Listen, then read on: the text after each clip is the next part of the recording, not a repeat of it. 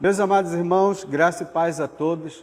Sejam todos bem-vindos à nossa Escola Bíblica Dominical, a nossa EBD Inovadora. E hoje nós vamos estar dando sequência no nosso estudo desse trimestre. Nós estamos estudando Marcos, o Evangelho do Servo Jesus. Meus amados irmãos, para quem não me conhece, eu me chamo Paulo Neves, pastor da Assembleia de Deus aqui em Belém do Pará. E nós estamos com esse projeto da EBD Inovadora, trazendo sempre uma pré-aula, toda semana trazendo uma pré-aula para estar ajudando os nossos professores, alunos da Escola Bíblica Dominical e todos aqueles que amam a Palavra de Deus. Então sejam todos bem-vindos. Se você ainda não é inscrito no nosso canal, aproveite essa oportunidade, você não paga nada e você se inscreve, estará aí nos ajudando. E aí você pode estar deixando o seu comentário, o local da onde você está nos seguindo, qual é a sua igreja, seu nome, qual é a sua função na escola dominical, se você é um professor, um coordenador. Então você pode estar aí interagindo conosco e na medida do possível nós estaremos respondendo aos seus comentários. Nós queremos agradecer também todos os nossos irmãos de todas as cidades que estão nos acompanhando, que sempre estão deixando aí a sua mensagem. Nosso muito obrigado de toda a equipe da EBD Inovadora. Então vamos lá, meus irmãos, para a nossa lição de hoje, dando continuidade, o livro de Marcos. Só lembrando mais uma vez aos irmãos que nós estudamos a Bíblia, a Palavra de Deus, um estudo sistemático, e a lição da Escola Dominical é um roteiro para nós seguirmos aí no nosso estudo. Então, nossa lição de hoje é a lição de número 2, Marcos 2 e 3, a oposição ao servo. Texto áureo: retirando-se os fariseus, conspiravam logo com os herodianos contra ele, em como lhe tirariam a vida. Marcos capítulo 3, o versículo de número 6. A nossa leitura bíblica em classe, ela encontra-se em Marcos capítulo 3, o versículo 1 ao 21, que você estará fazendo essa leitura aí no decorrer dos seus estudos, das suas pesquisas, que é a base da nossa lição de hoje. Verdade prática: servir a Cristo também significa ser fiel e corajoso em meio às provações e perseguições. Meus irmãos, hoje nós vamos estar dando sequência aí nessa série de estudo e nós vamos ver que Jesus aqui, Marcos apresenta Jesus alcançando o auge da sua popularidade. Então, multidões seguiam Jesus, multidões de todos os cantos buscavam a sua presença para serem curados, para serem libertos. Então, a popularidade de Jesus agora começa a tomar uma proporção maior, crescente, e as pessoas vão afluindo, as pessoas vão atrás de Jesus para ouvir os seus ensinos, para serem curados e libertos por ele, como nós vimos nas lições anteriores, que ele ia manifestando a sua graça, o seu poder, a sua autoridade, repreendendo as enfermidades, repreendendo os demônios. Então a fama de Jesus começa a chegar longe. E aí também isso trouxe também uma agravante, que é a oposição das pessoas. A popularidade dele chegou muito distante, atraindo as pessoas para serem abençoadas por ele, mas também atraiu as pessoas que seriam seus terríveis opositores, através de polêmicas religiosas e até resistências familiares. Então, não só a popularidade traz pontos positivos, mas também traz pontos negativos através desses opositores, que é que nós vamos estar iniciando a ver aí, e nós vamos estar vendo o primeiro ponto, que é uma oposição silenciosa. Marcos capítulo 2, o versículo 3, nos diz assim: alguns foram ter com ele, conduzindo um paralítico, levado por 4 homens. Então, esse versículo aqui, nós, lá no capítulo 2, está narrado aquele milagre que Jesus opera, curando aquele paralítico que é levado pelos seus companheiros. Devido à privilegiada localização geográfica, Cafarnaum Cafarnaum foi escolhida por Jesus como uma cidade base.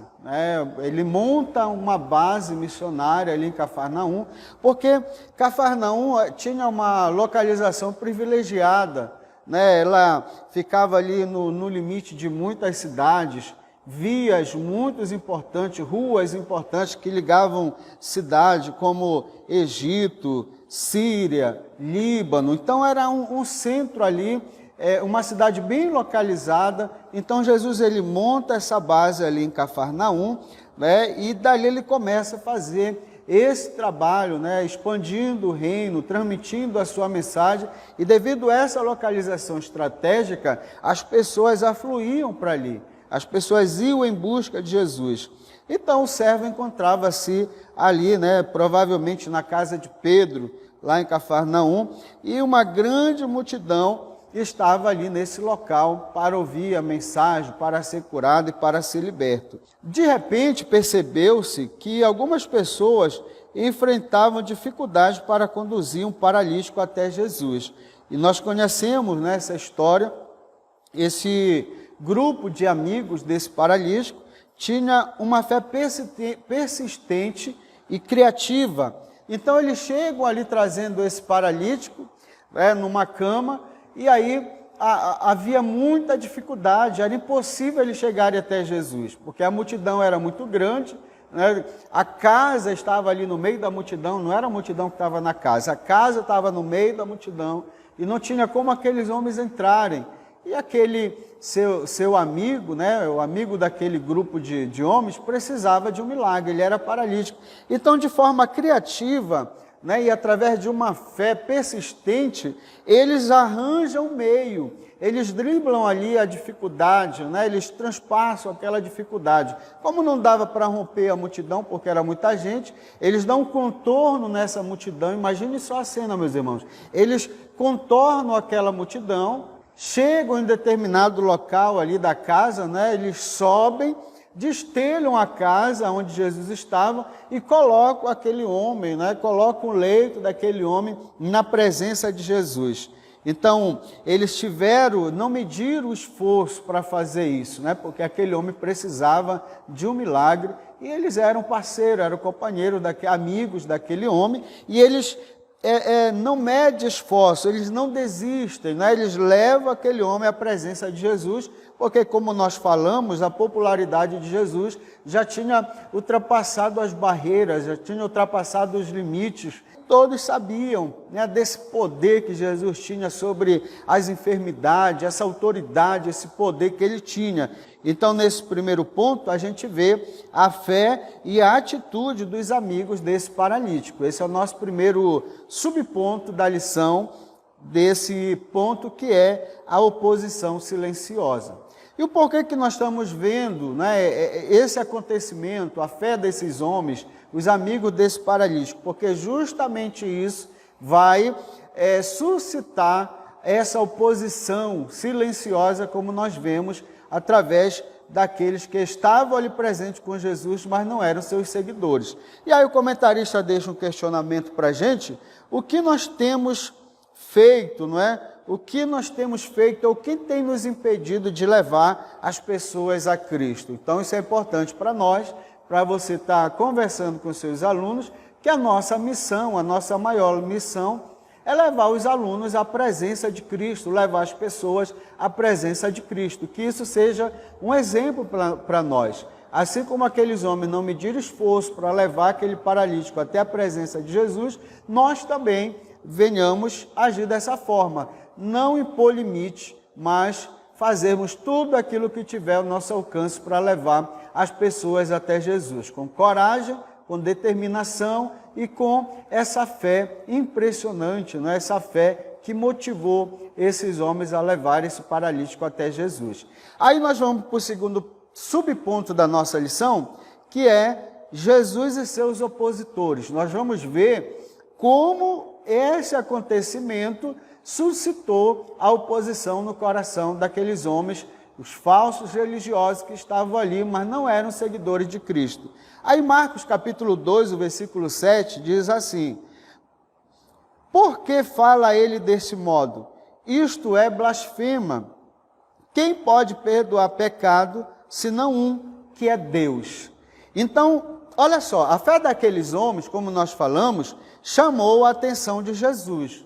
Por isso, a sua resposta foi igualmente surpreendente, não é? Imagine a cena, Jesus ministrando, curando, abençoando as pessoas, de repente, você se depara com essa cena, uma cama, um leito sendo descendo, né, por cordas, e um paralítico ali é colocado na presença de Jesus. Jesus então olha para aquele homem e ele faz uma declaração, né, que ninguém estava esperando. O que Jesus fala? Ele diz: filho, os teus pecados estão perdoados. Marcos 2, o versículo de número 5. Ora, a expectativa geral era a cura do corpo. Porém, Jesus decidiu, antes de tudo, tratar o verdadeiro problema daquele homem, que era o seu coração, né? Era o pecado. A maior doença daquele homem não era do corpo físico, e sim o pecado da sua alma, a necessidade que ele tinha de Deus, né? Do perdão de Deus. Essa era a maior necessidade daquele homem. Então Jesus, ele declara ali na presença de todos, chama o homem ali de filho e perdoa os pecados daquele homem.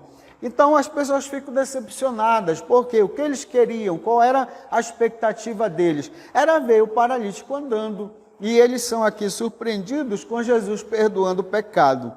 Então Jesus arranca o mal ali pela raiz, ao perdoar os pecados daquele homem, oportunizando salvação espiritual, propósito principal de sua vida.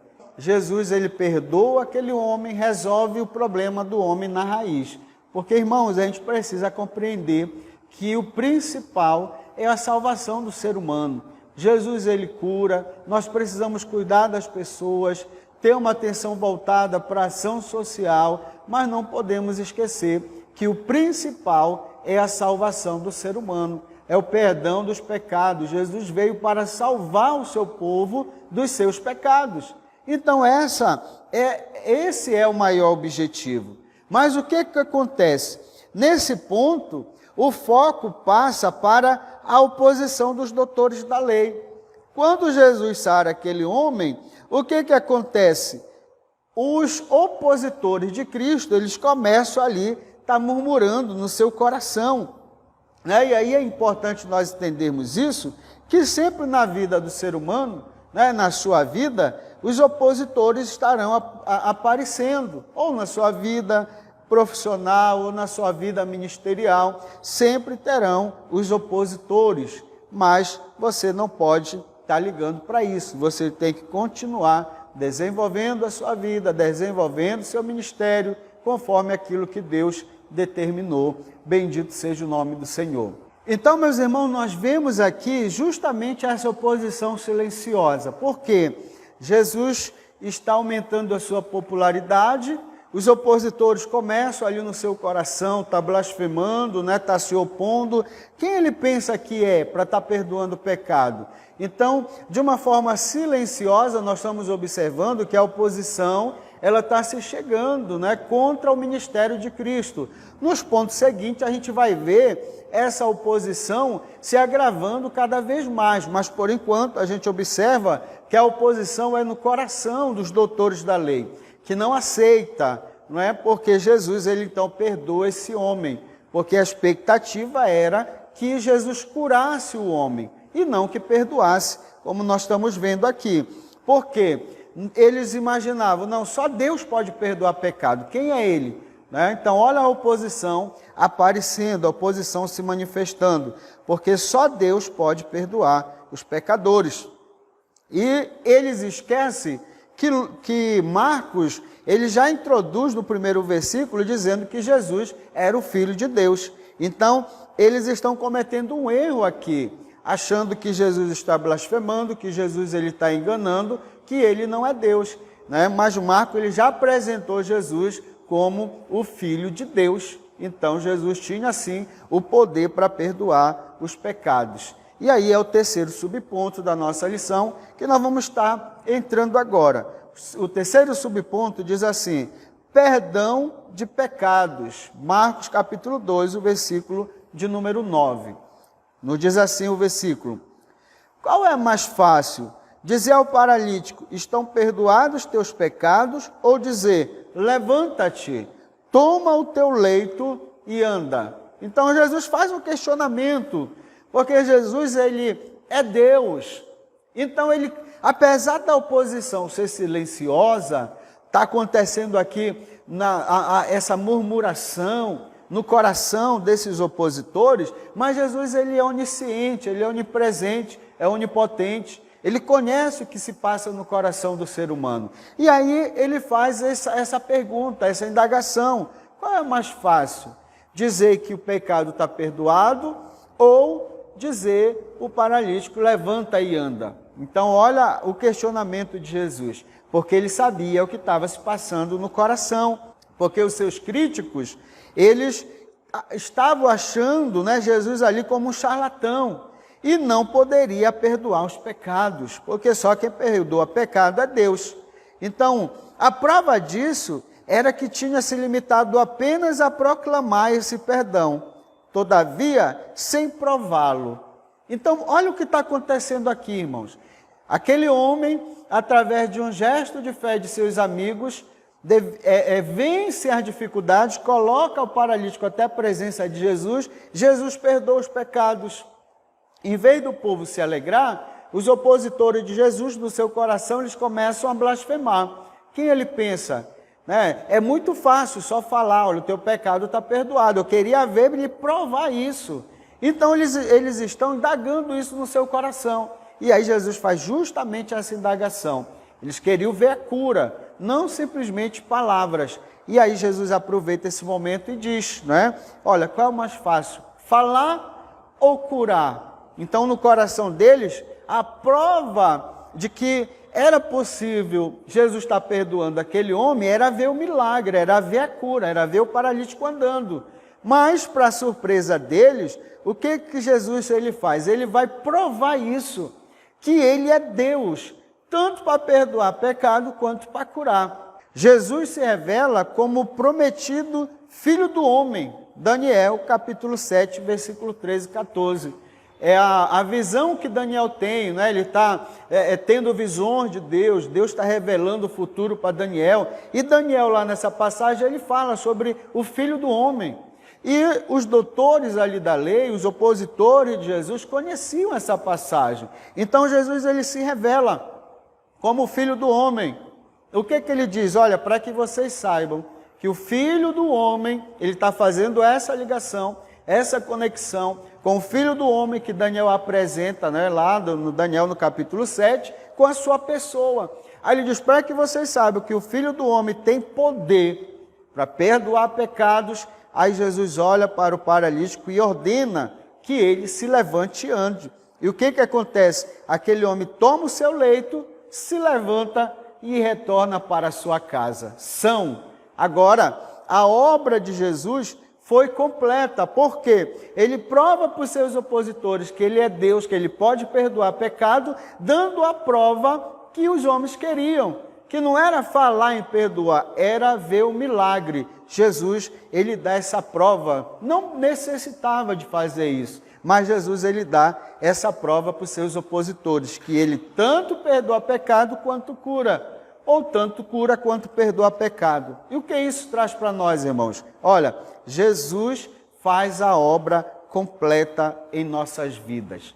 Aconteceu conosco. Nós não somente fomos curados, mas principalmente fomos perdoados dos nossos pecados. Recebemos uma nova vida. E é isso que Marcos revela aqui para nós, que seus opositores não estavam entendendo, e estavam demonstrando essa oposição silenciosa, murmurando nos seus corações, que mais para frente vai se agravar, e nós estaremos vendo aí com o diácono Abraão, que vai estar dando sequência nesse estudo. Muito obrigado, meus irmãos, esse foi o primeiro ponto, mas continue conosco até o final dessa aula, que Deus tem muito ainda para nos entregar. Deus abençoe. Boa noite, a paz do Senhor a todos. Me chamo Abraão, sou diácono da Assembleia de Deus em Belém, e nós vamos dar continuação a lição em que estamos estudando, que já foi citada aqui, sobre o livro de Marcos. Marcos, o Evangelho do servo Jesus. A gente já sabe, já percebeu, já estudou desde a lição anterior, que foi a primeira, que Jesus veio como servo, ele veio para servir. Isso é a base da nossa lição, ele veio para servir. E é importante destacar e não esquecer que, por mais que o ministério de Jesus fosse contestado, tivesse oposição, e tinha, e não era pouca oposição, à medida que crescia a sua popularidade, crescia também a oposição, e interessante que boa parte dessa oposição era por parte das lideranças religiosas. Por mais incrível que possa parecer, mas eles representavam boa parte dessa oposição. Só que o ministério de Jesus, ele foi um ministério, já era um ministério confirmado por Deus, ele era um ministério que estava aprovado por Deus. Então essa oposição não tinha razão de ser para pessoas que conheciam acerca das Escrituras.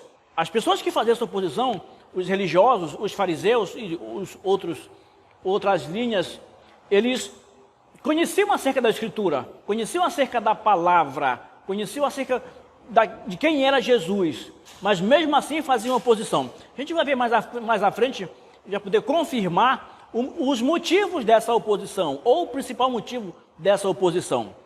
Então, vimos ainda há pouco a oposição silenciosa, uma oposição que era crescente. A gente vai ver no decorrer da lição. Agora a gente vai ver a oposição explícita, clara. Quando a gente vai para o capítulo 2, o versículo 15 do livro de Marcos, a gente vai encontrar Jesus se reunindo com pecadores. E quem era basicamente?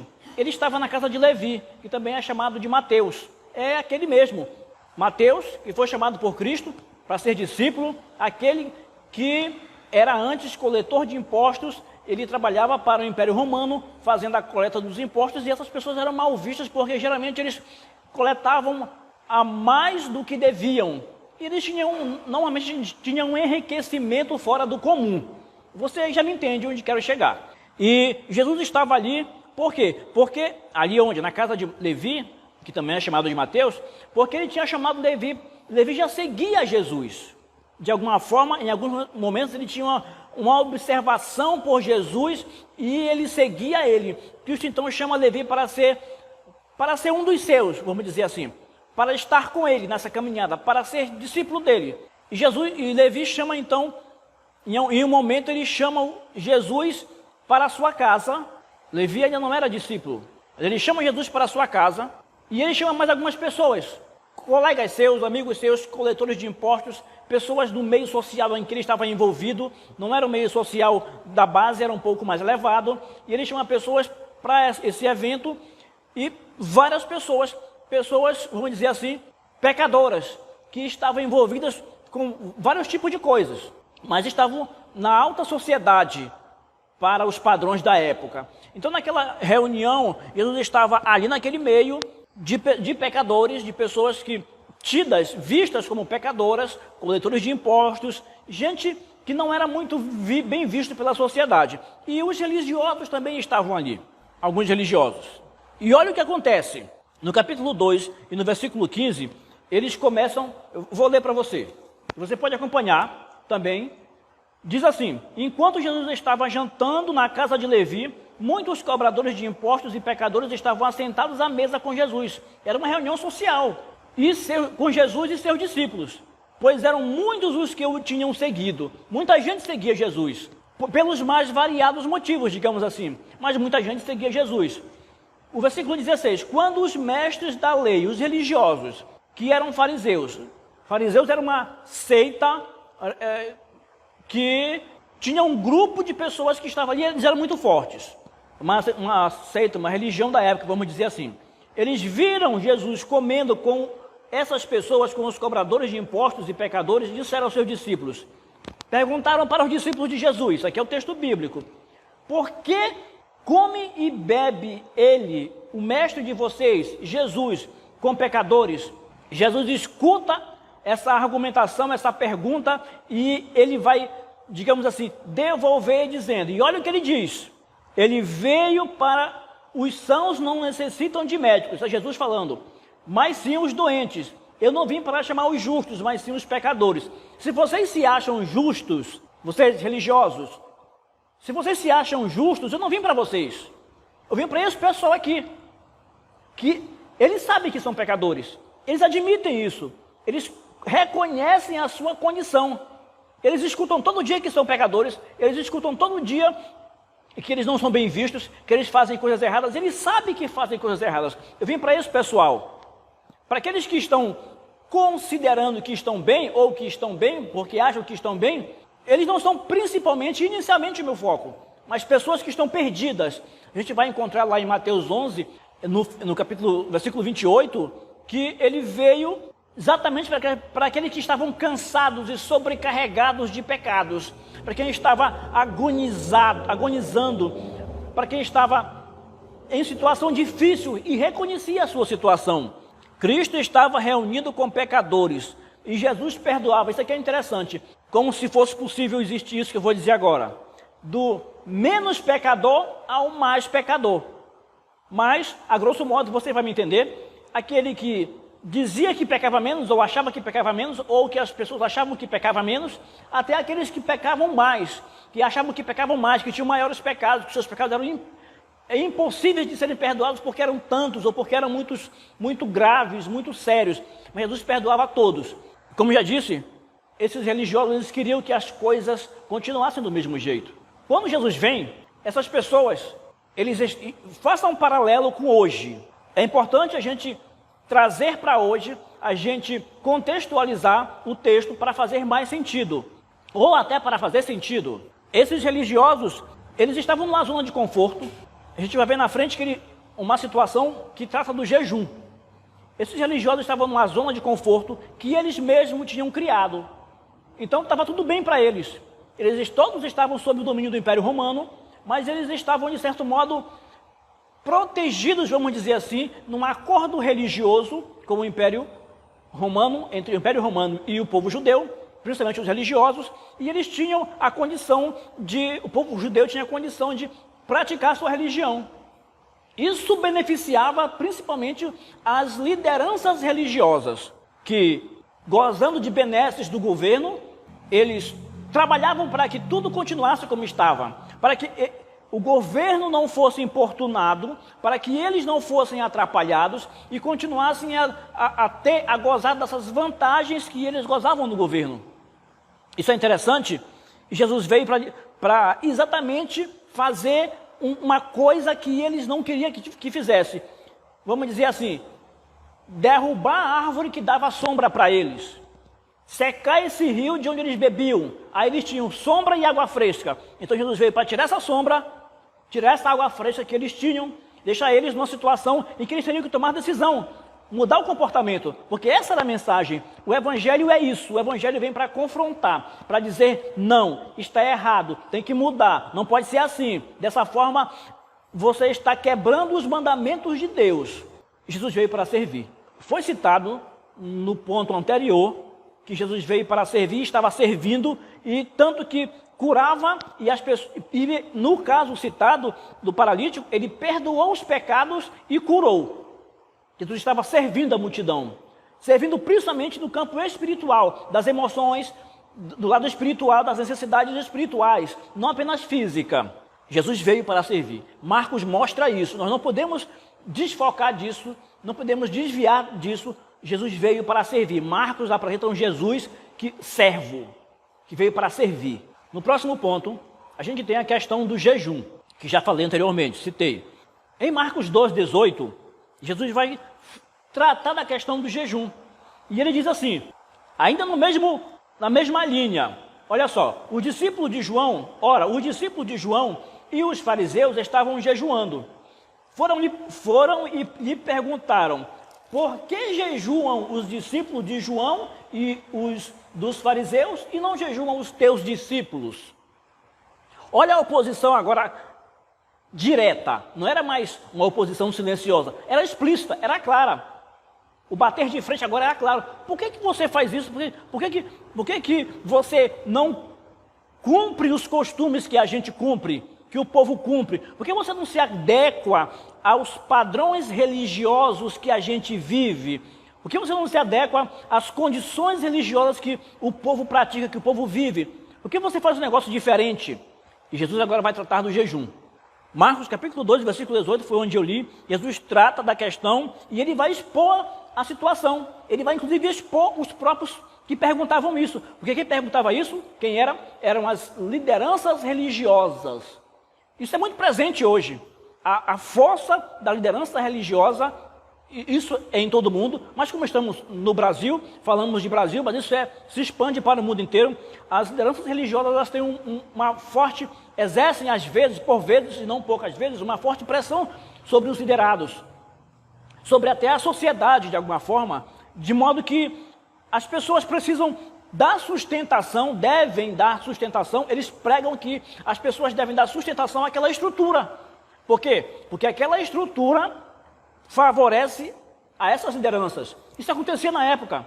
O povo dava condição para que aquela estrutura ficasse de pé. E hoje acontece a mesma coisa. Mas Jesus vem para confrontar, para trazer um evangelho de confronto, para dizer, não, não é assim, é diferente. Porque o jejum dos fariseus, e Jesus vem explicar isso, era um jejum para se mostrar, para dizer, ei, eu estou jejuando. Era uma espécie de show. Aqui possivelmente está tratando do jejum do dia da expiação, e era um momento muito especial para o povo judeu, mas o jejum que eles faziam, que esse grupo religioso fazia, era um jejum de dizer que estava jejuando, de dizer, eu jejuo 2 vezes por semana, eu jejuo 2, 3 vezes por semana, eu faço isso, eu faço aquilo. Eles tinham que divulgar, eles precisavam divulgar aquilo que eles faziam, mas não era esse o jejum que Jesus Cristo falava, que Jesus Cristo proclamava. Não é esse o jejum que agrada a Deus. A gente vai observar isso lá em Isaías também. Deus dizendo, lá no livro do profeta Isaías, essa explicação acerca do jejum. Deus diz, eu me cansei desse tipo de trabalho de vocês. Desse comportamento religioso que é, vamos dizer assim, numa linguagem mais de agora, dentro da caixinha. Ele é só isso aqui, ele não muda, ele cumpre, ele segue uma linha de religiosidade e ele não traz nenhuma mudança interna no indivíduo, na pessoa. Ele só existe para que seja mostrado, mas não para ser vivido. Ele não é vivido na prática. Quando ele é aplicado, da forma que é aplicado, ele não traz resultado nenhum, porque ele é apenas uma divulgação, uma satisfação do próprio ego, do próprio eu, de quem eu sou, do meu egoísmo, de eu estar em destaque. Então, Jesus combate essa contradição do jejum, do comportamento deles.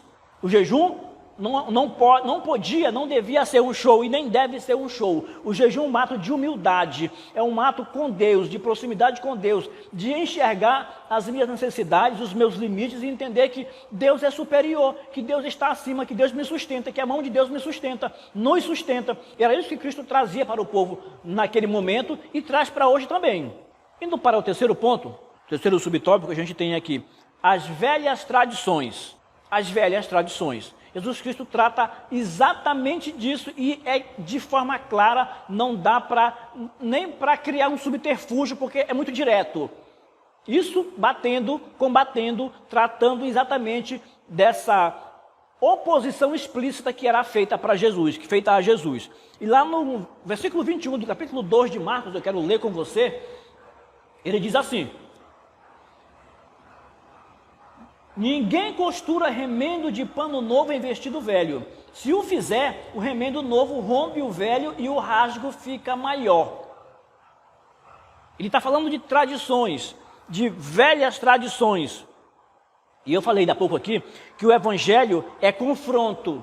E repito isso novamente, o evangelho traz vida nova, o evangelho é vida nova, o evangelho é resultado, ele aponta, ele provoca uma nova criatura, um novo jeito de viver, um novo jeito de ser. Ele confronta o indivíduo na situação em que ele vive, para que ele perceba que o seu jeito de viver não é o jeito mais correto, ou não é o jeito correto de viver, que ele precisa de mudança. Então, ele chega com esses religiosos da época, e além de ter falado já da questão do jejum, agora ele vem dizer, vocês seguem tradições, vocês trabalham tradições que já deviam ser mudadas. ter sido mudadas. Vocês estão me seguindo, vocês estão vindo comigo, vocês estão olhando o que eu digo, escutando o que eu falo e até sinalizando que querem mudança de vida, mas vocês querem estar apegados às tradições, aos costumes anteriores. Não dá para juntar as duas coisas.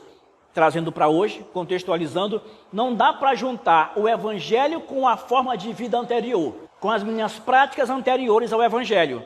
Não dá. E era isso que Cristo falava para as pessoas, para as lideranças religiosas da época e para todo mundo da época. Não dá para juntar a sua forma de vida atual com o evangelho. Você quer o evangelho, você acha interessante, você se sentiu movido para seguir, mas precisa deixar as velhas práticas.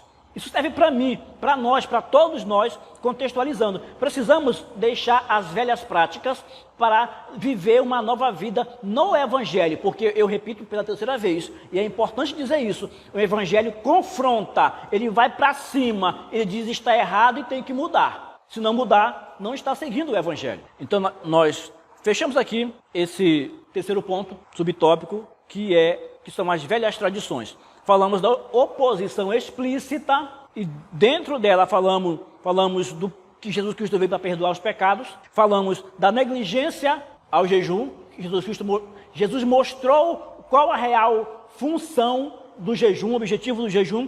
E falamos das velhas tradições, da necessidade de mudança, que também é citada, inclusive lá em Hebreus. Não dá para abandonar o que eu tenho agora para voltar, e nem devo, para voltar às velhas práticas, ao modo de vida anterior. Nós vamos agora com o próximo ponto, oposição cruel, com o pastor Evandro, que vai tratar desse assunto com vocês. Boa noite, sou o pastor Evandro, sou pastor auxiliar aqui na congregação Monte Sião e a gente vai dar prosseguimento a esse estudo do livro de Marcos, do Evangelho de Marcos, e a gente vai fazer alguns comentários sobre esse terceiro ponto que fala sobre a oposição cruel. A gente tem visto que a oposição a Jesus ela tem crescido. No primeiro ponto a gente viu que foi uma oposição silenciosa. No segundo ponto, uma oposição explícita. E no terceiro ponto, ela se torna uma oposição cruel. E nesse ponto a gente vai ver 3 subpontos interessantes aqui. Por que essa oposição foi cruel?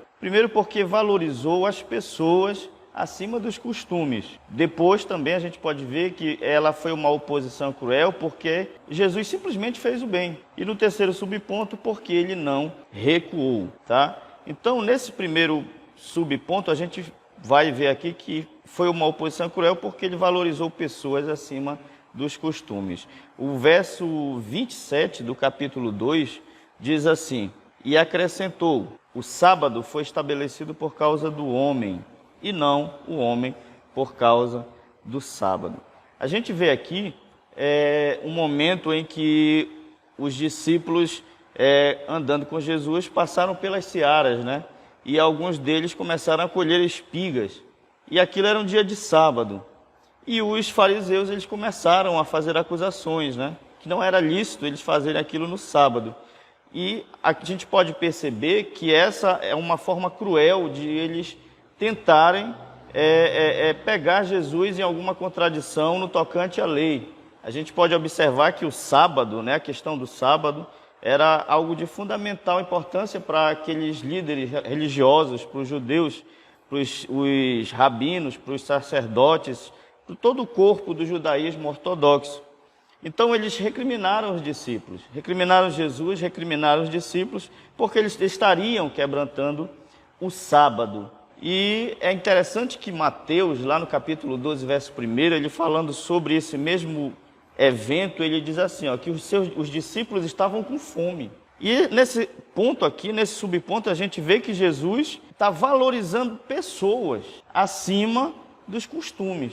Ou seja, o sábado, ele mais na frente, Jesus vai dizer isso, lá no verso 27, que o sábado foi estabelecido por causa do homem, e não o homem por causa do sábado. Dentro da religiosidade judaica, dentro daquele farisaísmo, daquela ortodoxia, a tradição ela se tornou maior do que a própria lei de Deus. Eles não conseguiam entender a essência do sábado. A gente vê Deus instituindo o sábado na antiga aliança, até mesmo por causa do homem, no sentido de que o homem deveria descansar, de que o homem deveria tirar um momento de descanso para si, de um momento para adoração a Deus, então isso foi por causa do homem. E o homem não poderia viver em função do sábado. Então, a gente vai ver lá mais no texto de Mateus ainda, Mateus relatando esse mesmo evento, Jesus dizendo assim, olha, mas se vós soubesses o que significa misericórdia quero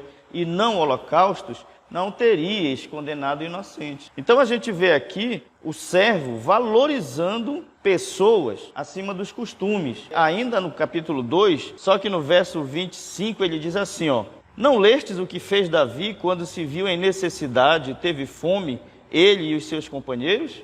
Ou seja, Jesus ele traz a memória daquela geração ali de ortodoxos, de judeus, um evento da antiga aliança, quando Davi, fugindo da perseguição de Saul, ele vai até a cidade de Nob, à procura do sacerdote Aimeleque, e lá ele, com fome, juntamente com os seus homens, pede algum alimento ali.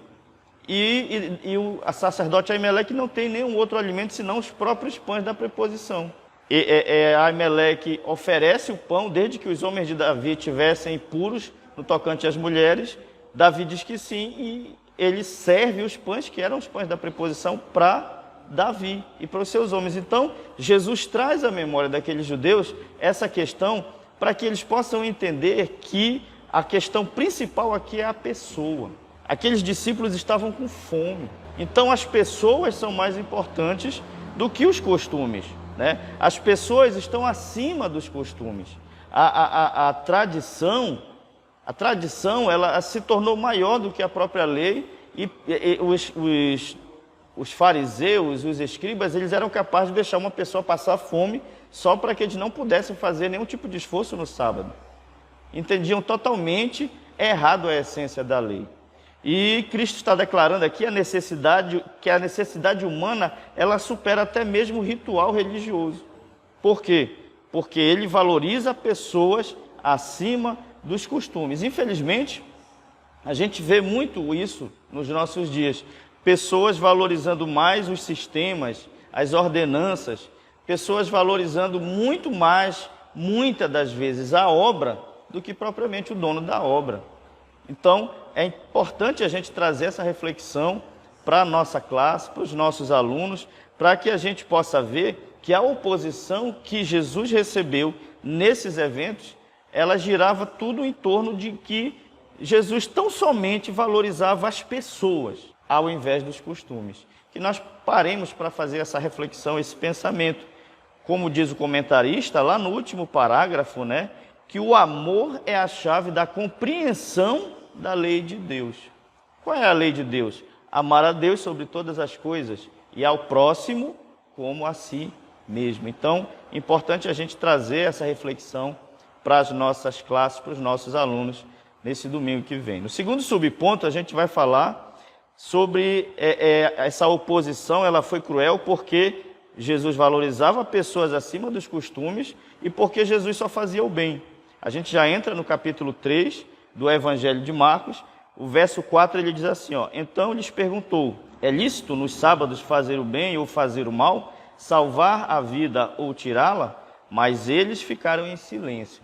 Então a gente vê aqui, nesse segundo subponto, Jesus novamente voltando à sinagoga. A gente está acompanhando a progressão dos acontecimentos aqui no Evangelho segundo Marcos, que Jesus está sofrendo uma oposição dentro da sinagoga. Então ele vai ensinar à beira do mar, mas aqui novamente ele entrou na sinagoga num dia de sábado e estava ali um homem que tinha uma das suas mãos ressequidas. O verso 2 diz que os fariseus estavam ali observando a Jesus para ver se ele curaria aquele homem no dia de sábado, a fim de o acusarem. Então a gente já vê uma forma de oposição cruel, no sentido de que eles estão observando Jesus para tentar pegar Jesus em alguma contradição. A gente pode observar, a gente pode ver que a tradição judaica não permitia que a medicina pudesse trabalhar nos dias de sábado. A medicina naqueles dias ela não poderia ser exercida no dia de sábado, a não ser em raros momentos em que as pessoas estivessem correndo risco de morte. mas em outros casos os médicos daqueles dias não poderiam trabalhar no dia de sábado. Então aqueles homens ali estavam observando a Jesus para ver se Jesus curaria no dia de sábado a fim de o acusarem. Ou seja, já era alguma coisa maliciosamente programada e preparada para poder pegar em Jesus em alguma contradição. A gente pode ver nesse mesmo relato lá em Mateus, algo interessante. Mateus diz assim, eles então, com o intuito de acusá-lo, perguntaram a Jesus, é lícito curar no sábado? O que Mateus revela para a gente e o que Marcos omite é que essa pergunta parte dos fariseus, essa pergunta parte dos escribas. Eles, com o intuito de acusá-lo, perguntaram a Jesus, é lícito curar no sábado? E aí então, Jesus, lá no Evangelho de Mateus, ele diz assim, qual dentre vocês será um homem que, tendo uma ovelha, num dia de sábado, se ela cair numa cova, não fará tudo o que for preciso para tirá-la de lá? Ora, quanto vale um homem mais que uma ovelha? Ou seja, Jesus estava fazendo uma pergunta retórica. É claro que um homem, ele vale muito mais do que uma ovelha. Então o argumento aqui é irrefutável, tá? É irrefutável. Para os fariseus, a religião, para os fariseus, a religião ela tinha esse quê de ritual. Para o fariseu era isso, era uma questão de ritual. Religião era ritual. Para Jesus, não. A religião era um serviço a Deus e aos homens. É importante a gente observar esses pensamentos para que a gente faça uma análise da gente mesmo. Nós, professores, coordenadores, os alunos, será que a religião para a gente, será que não está servindo muito de cerimônia, de cerimonial, em vez de ser um serviço? A gente pode observar, conversando com as pessoas por aí, que tem muitas pessoas que estão desacreditadas da religião, como que se a religião fosse algo ruim. É verdade, a palavra no original ela tem sentido de religar, não é verdade? Religar. Mas para muitas pessoas elas têm confundido a palavra religião com sistemas religiosos. Porque muitas das vezes para a gente, religião é cerimônia, é cerimonial. Quando para Jesus era um serviço a Deus. Jesus cura aquele homem, né? Aquele homem é restabelecido e ele mostra ali que é importante sim, o sábado é importante. Restaura a mão, em seguida sai da teoria para a prática. Ele dá, diante da vista de todas as pessoas ali, ele restaura a mão daquela pessoa. A gente pode observar depois, lá no verso 5, no verso 6, retirando-se os fariseus, conspiravam logo com os herodianos contra ele, em como lhe tirariam a vida. O que é interessante aqui nesse ponto aqui é os fariseus com os herodianos. Olhe só a crueldade da oposição a Jesus, porque ele simplesmente estava fazendo bem. Fariseu e herodiano. Verso 6, Marcos 3, 6. Retirando-se os fariseus, conspiravam logo com os herodianos contra ele, em como lhe tirariam a vida. Os herodianos, teoricamente, eles não se dariam bem com os fariseus. Os fariseus eram muito puros, eles não se envolviam, eles se achavam muito puros. Eles não se envolviam com pessoas de outras nacionalidades. E os herodianos, muitas das vezes, eles eram judeus, mas eram pessoas que tinham muito contato com os romanos. Eles viviam muitas das vezes na corte dos romanos, e eles tinham esse envolvimento com os romanos. Em tese, herodianos e fariseus nunca se uniriam, mas nesse momento eles se uniram para quê? Para tentar planejar como eles tirariam a vida de Jesus. Para a gente observar a crueldade dessa oposição, que uniu até mesmo dois pensamentos antagônicos, herodianos e fariseus.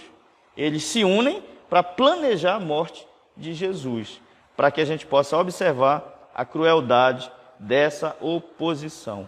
O terceiro subponto a gente vai falar, vamos refletir aqui sobre essa oposição foi cruel, porque ele não recuou.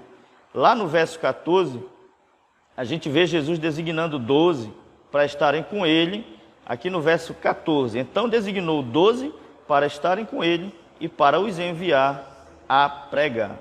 As perseguições, elas nunca frearam o reino de Deus. A perseguição, ela sempre fez parte do reino de Deus. Aqui o comentarista dá 2 exemplos básicos aqui, né?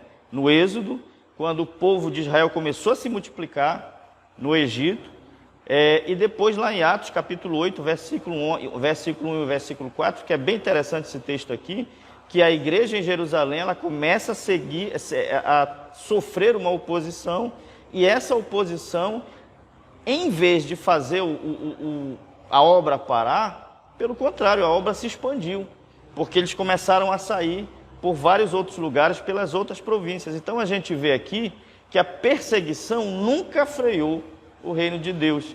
E em relação ao ministério de Jesus, em relação ao ministério do servo, isso também não aconteceu, porque a gente vê aqui no capítulo 3, versículo 14, Jesus saindo, ele foi ao monte, chamou ele, alguns para que pudessem acompanhar, para junto dele, designou esses para estarem com ele, ele os enviou a pregar.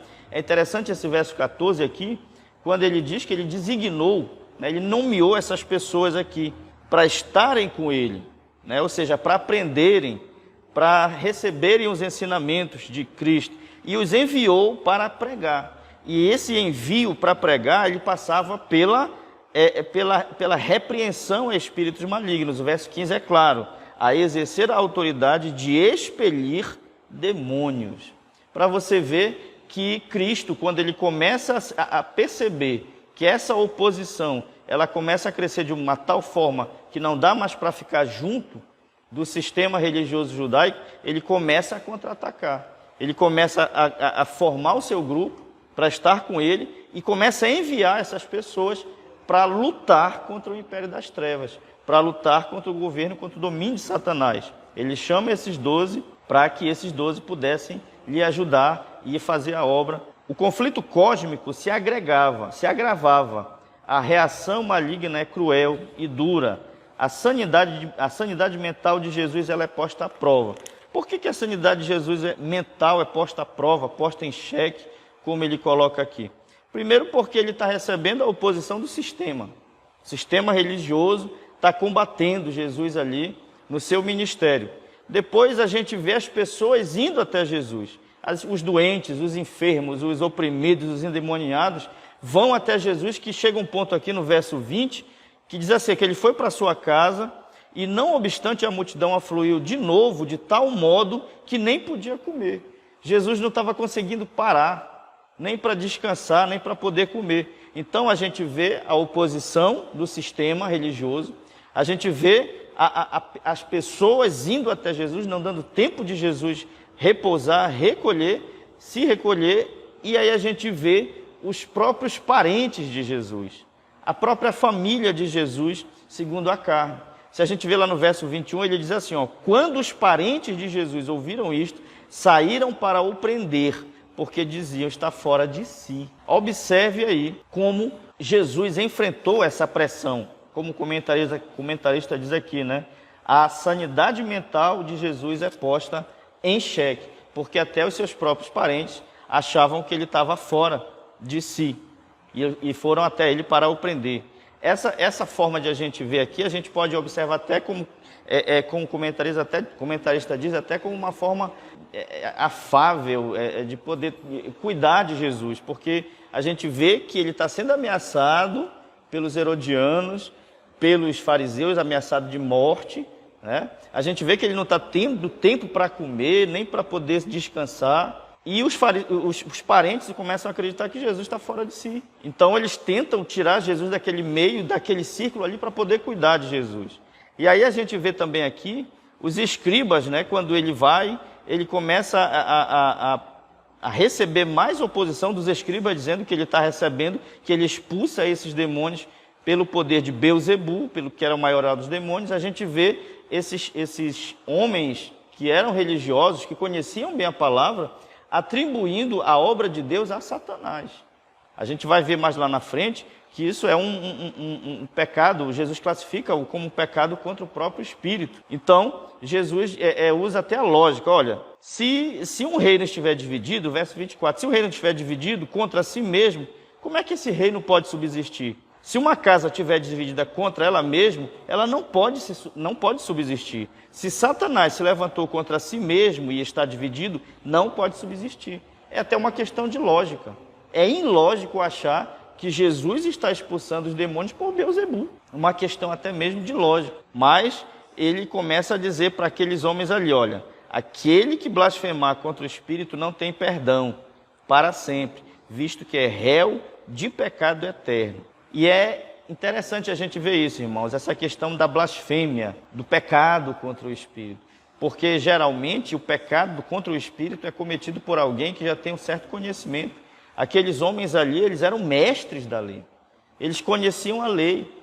Eles eram pessoas letrados dentro da lei de Moisés, dentro dos ensinos dos profetas, dentro da literatura da Torá. Então, eles conheciam toda a palavra ali escrita naquele momento. E eles começam a atribuir ao diabo, a Beelzebul, uma obra que é uma obra do Espírito. Então é importante a gente trazer essa reflexão, trazer esse pensamento, trazer isso a debate no dia da nossa aula, a questão do batismo, da blasfêmia contra o Espírito Santo, que Jesus começou a ensinar justamente por causa da oposição dos escribas e dos maiorais do povo, dos sacerdotes, dos escribas e dos mestres da lei. Então, aqui a gente termina esse terceiro subponto, e aí a gente faz uma rápida retrospectiva no que a gente falou aqui. A oposição a Jesus foi cruel. Por quê? Porque ele valorizou pessoas acima dos costumes. Jesus cuidava de pessoas, Jesus não se importava com o sistema religioso, com o cerimonialismo, com a religiosidade, não, ele valorizava as pessoas. Tá? Porque ele fazia o bem, não interessava que dia era e nem aonde era, o que ele queria era fazer o bem. E terceiro, porque quando ele começou a ver que essa oposição era cruel, ele começou a contra-atacar, ele não recuou. Ele escolheu os 12, nomeou os 12, deu poder aos 12 e os enviou para combater o reino das trevas. Então, que nós possamos ficar com esses ensinamentos e aplicar nas nossas vidas, principalmente, para que possamos transmitir para os nossos alunos no próximo domingo. A aplicação pessoal diz assim, olha, aquele que serve a Cristo caminha triunfantemente em meio a toda espécie de perigo e oposições. Creia, a oposição pode vir e ela pode se tornar muito cruel, mas nós aprendemos com o nosso mestre que ele não recuou e ele usou as armas que ele tinha, que era o próprio poder de Deus ao seu favor e a favor do reino de Deus. Nós vamos encerrar essa aula orando ao Senhor, vamos encerrar esse vídeo fazendo uma oração. Eu peço que você coloque a mão no seu coração e nós vamos orar encerrando. Senhor Jesus, nós te agradecemos por esse ensinamento, te agradecemos por essas ferramentas, obrigado pelas ferramentas que tu tem nos proporcionado para que possamos compartilhar a palavra de Deus, para que possamos compartilhar a mensagem do reino de Deus, que essas lições, que tudo que foi falado, comentado aqui, que a tua palavra possa cair em nosso coração, para que nós possamos aplicar a nossa própria vida pessoal e depois transmitir àqueles que vão nos ouvir e que vão atentar para aquilo que a gente vai ensinar. Recebe, Jesus, a nossa gratidão e a nossa adoração nesse momento. Abençoa aqueles que estão vendo esse vídeo, que tu possas abençoá-los, suas vidas grandemente, que eles possam dar uma boa aula e possam ser abençoados em nome de Jesus. Amém.